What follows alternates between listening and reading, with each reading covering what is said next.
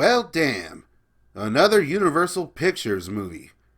Copyright strike. Help the channel if you can. Okay. Pull the string! Pull the string!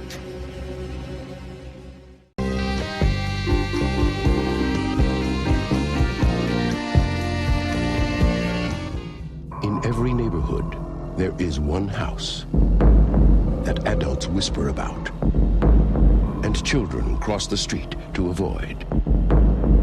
Now, Wes Craven, creator of A Nightmare on Elm Street, takes you inside.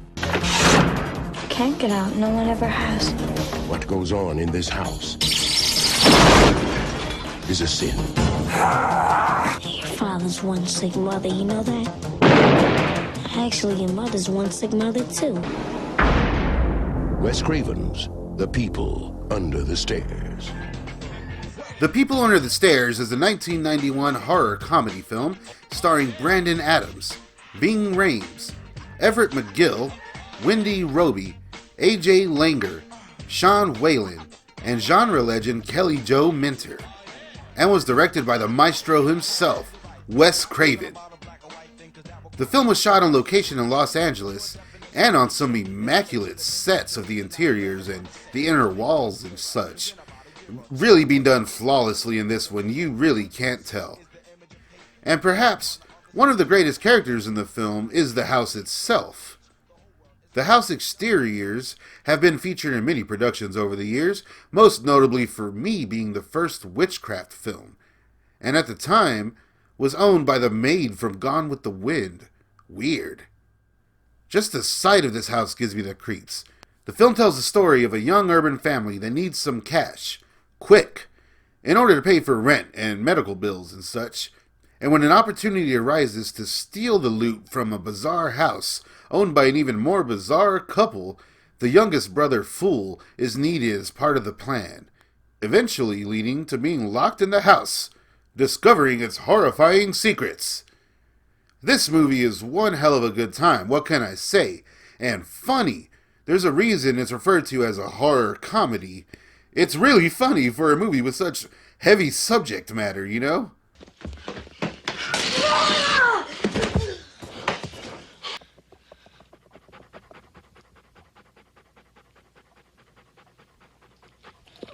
Uh-oh. Where'd he go?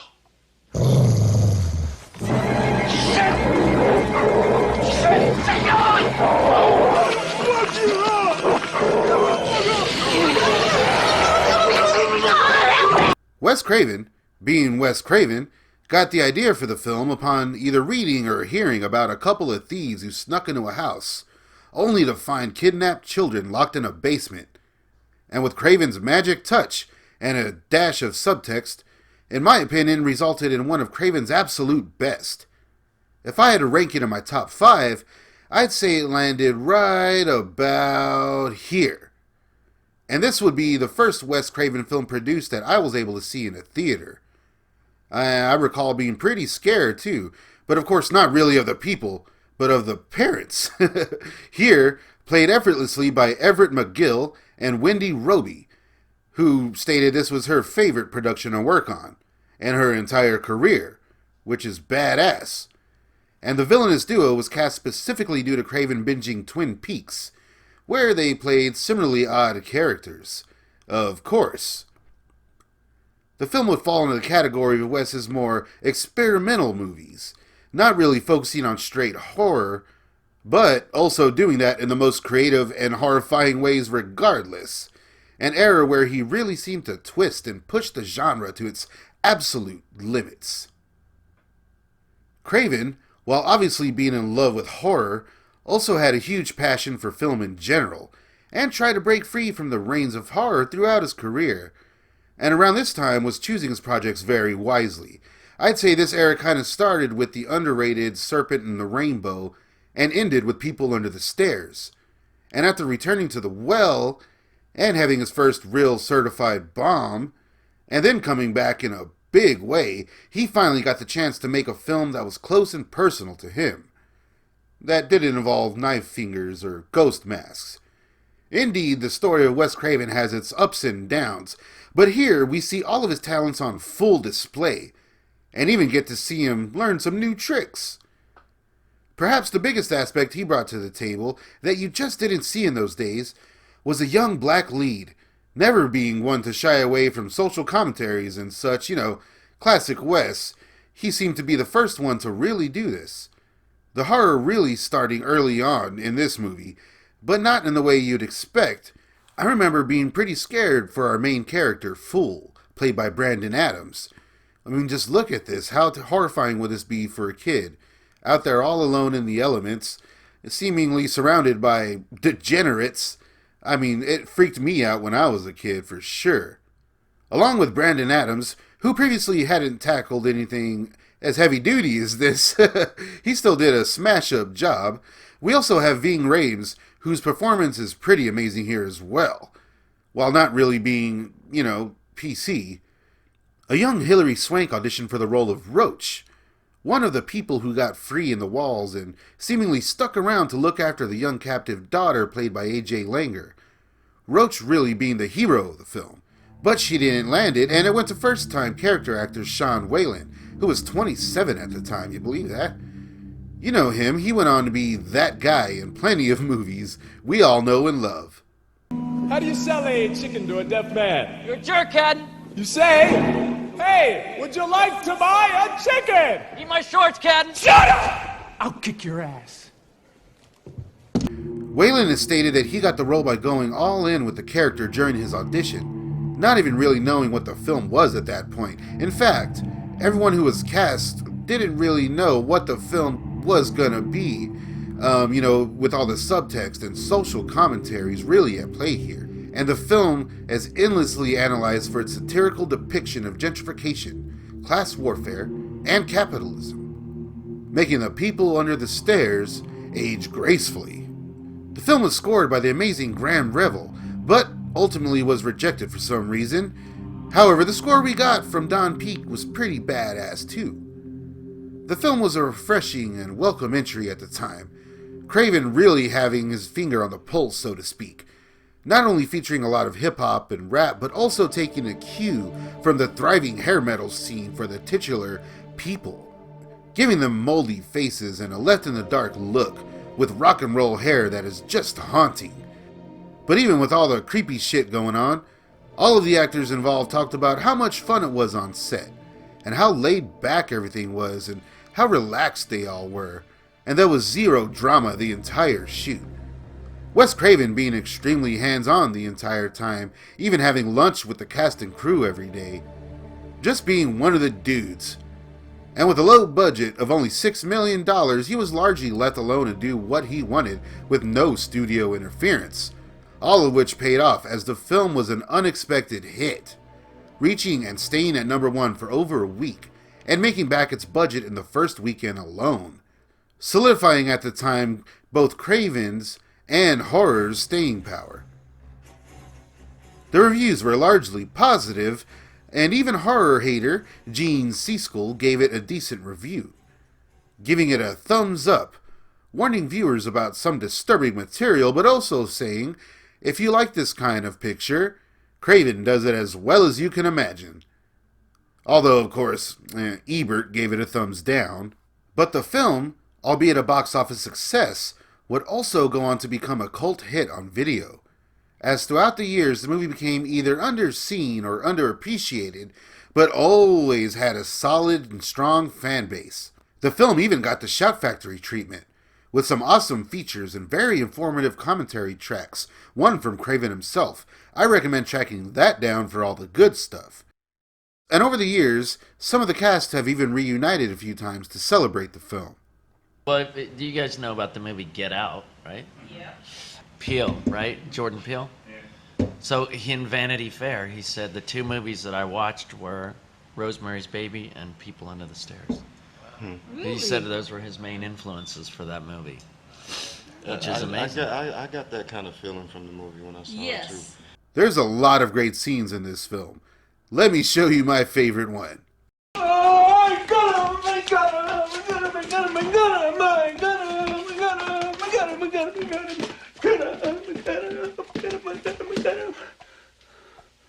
Prove it.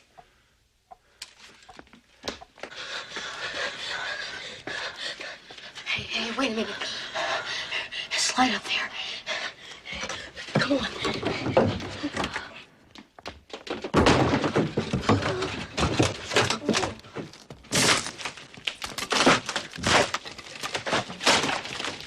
I know you're in there, you little piece of shit.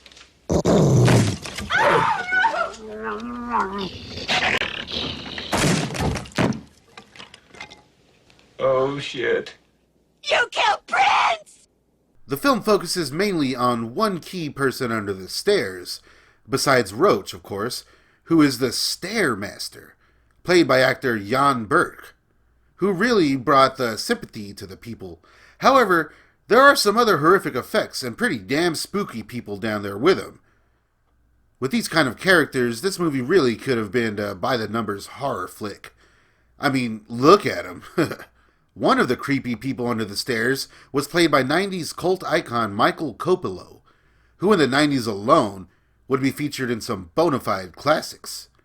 I had the chance to talk to him about being a person under the stairs and working with Wes Craven. Let's check that out. Yeah, I was gonna play the lead little roach or whatever it is that's going through there, but he told me I look too healthy. He said I'm too healthy looking to play that character, but he still wants me in the movie. But he was amazing, man. I remember like he was just available. He was such a cool director to work with, and like super gentle, and makes these insane films. Like he would eat lunch and dinner, breakfast with the cast and everything, and he was always available to talk about things and just very, very available. But there was one scene I couldn't do because I had these eye contacts in my. They had to put these like large contacts in my eyes to sort of blacken out my eyes, and my body kind of formed like just a complete irritation to him. I couldn't get him back in. It was for the last scene. It was like that point because we've been shooting for about a month, and I just physically could not get them back in my eyes. And he was like super cool. That's when they blow up the house at the end, and I felt terrible. I'm like, yeah, man, Wes, I can't do it. I cannot, unless you got like Novocaine or drug me. I can't get him in. And he was like super cool. He's like, don't worry about it. We can reblock the scene so that you're not in it. It's okay. Or just we'll have you walking this way so we don't see your face or something. But he was super cool.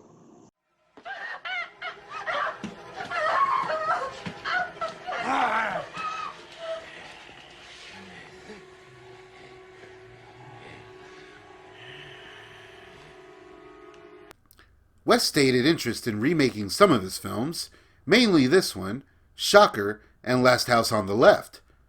However, with the failure of the Last House remake, this idea was just kinda canned. Didn't stop them from fucking up Freddy, though. The People Under the Stairs remains relevant today, and has made its mark on horror and pop culture in general, definitely being a Halloween favorite for us fans. There's even an episode of Criminal Minds called Mosley Lane, which is a pretty obvious homage to the film, featuring a plot about a strange couple kidnapping kids and keeping them in the basement, taking cues and even clothing and hairstyles directly from the film. They even own a funeral home and drive around in a hearse. Oh, and The Wiz is in this episode. And the Wiz. And more recently, a hip-hop duo called The People Under the Stairs have been making some pretty big waves. Shortly before Craven's passing in 2015, it was announced that he had begun work on a People Under the Stairs TV show for the Sci-Fi Network. No doubt due to the success of the Scream series. And while it looks like nothing's happening, it's still listed as in production on IMDb. And while we never got any statement or anything announcing halt on the project, I think they should just leave it alone. Let it be the classic that it is. Rest in peace, Wes. We all miss you. On the next episode of Staunch on Film, things get pretty silly. Be sure to catch me on the radio every Wednesday at 9 p.m. Central and follow me on social media, why don't ya?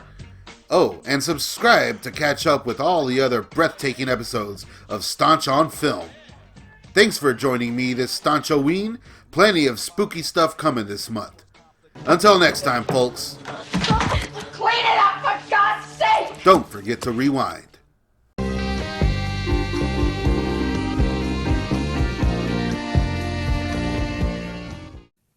Pull the string! Pull the string!